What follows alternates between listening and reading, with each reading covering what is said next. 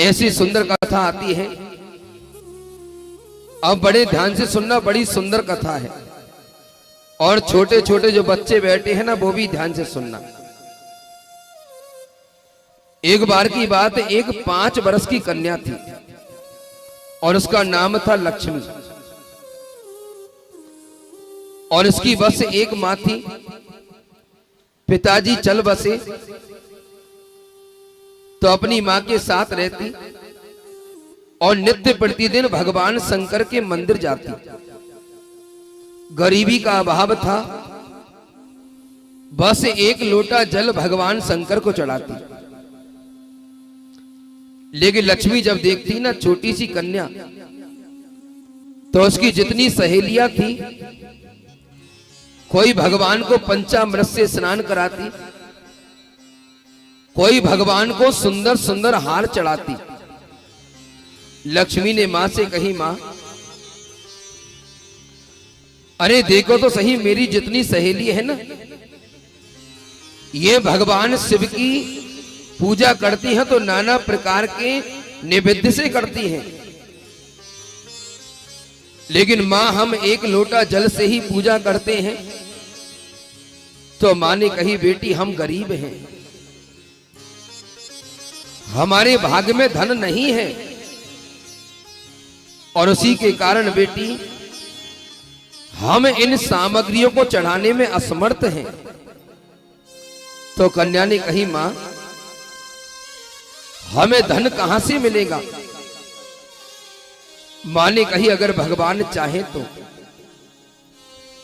तो कन्या ने कही, मां भगवान कहां मिलेंगे? मां ने कह दिया, भगवान जंगल में रहते हैं। अब छोटी सी कन्या जंगल में आके बैठ गई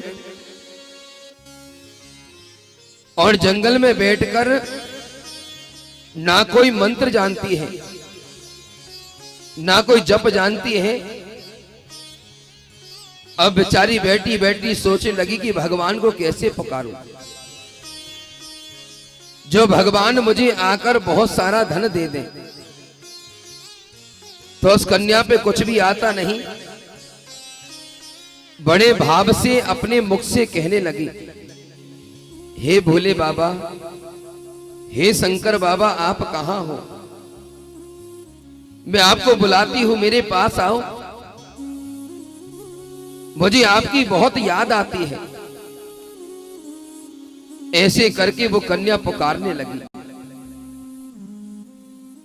सुबह से दोपहर हो गई, दोपहर से शाम हो गई।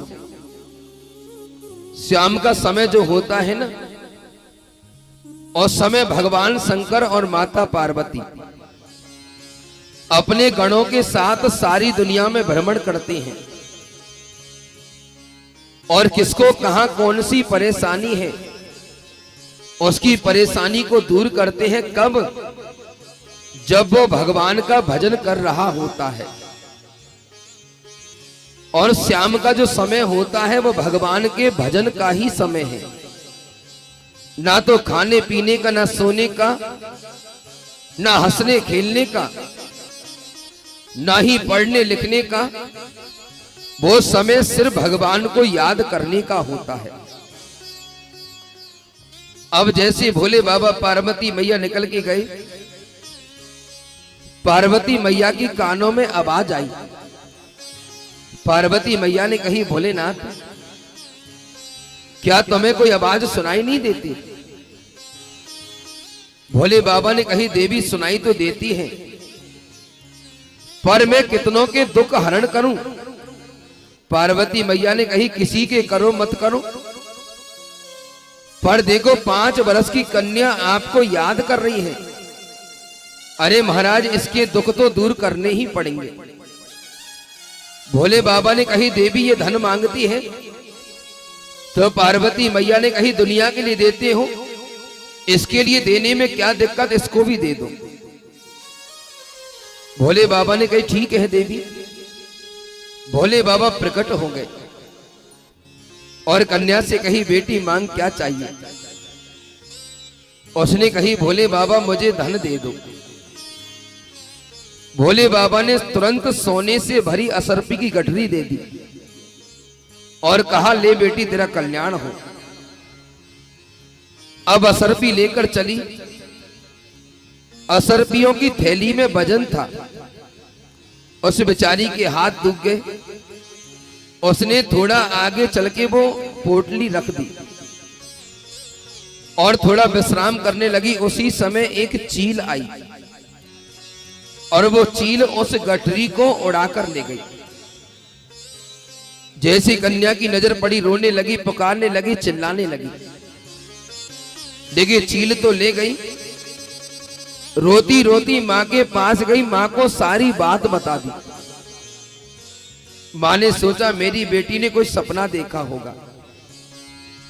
मां ने वैसे ही कह दिया, कोई बात नहीं, कल फिर चली जाना। मां तो दूसरों के घर पे चौका बर्तन करने जाती और अगले दिन जैसे काम पे गई, बेटी तुरंत जंगल में पहुंच गई और वहीं बैठकर, भोले बाबा कब आओगे, भोले बाबा कब आओगे। पार्वती मैया ने कही, भोलेनाथ जाओ। भोले बाबा ने कही, देवी जाने से कोई फायदा नहीं। अरे इसके 7 जन्मों तक गरीबी की रेखा लिखी है।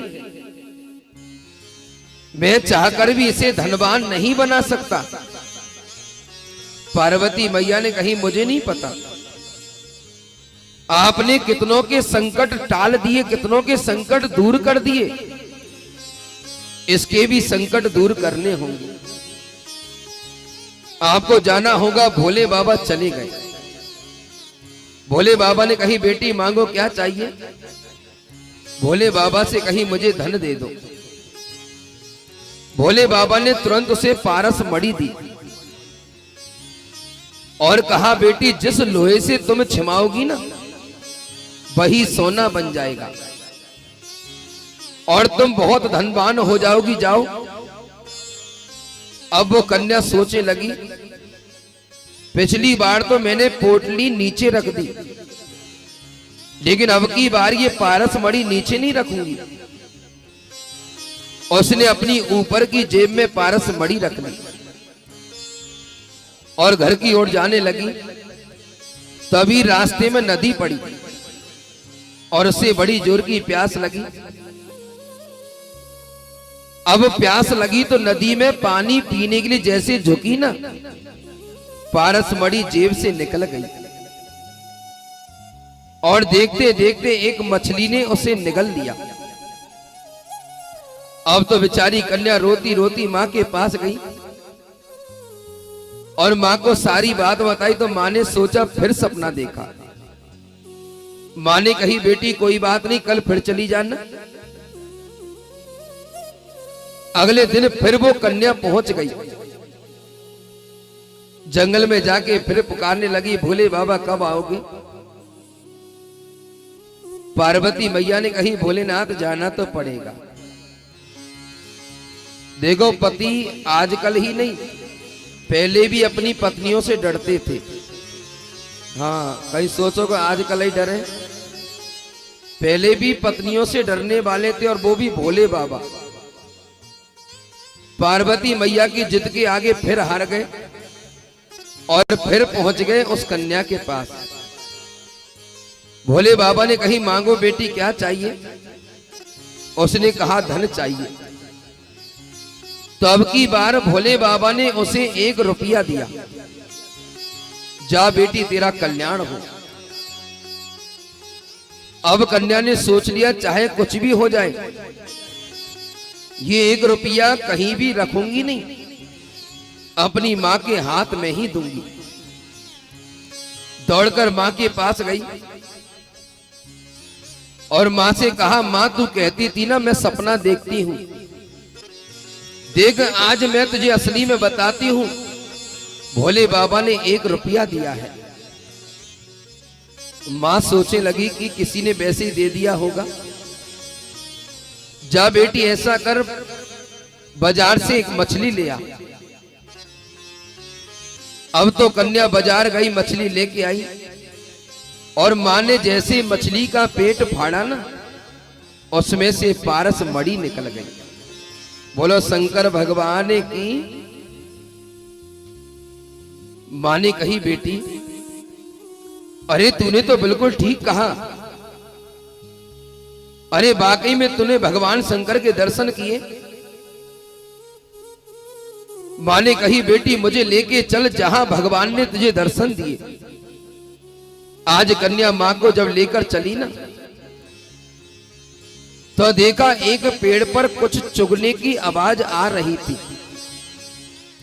और मानो जैसे कोई स्टील को चुग रहा है, सोने को चुग रहा है।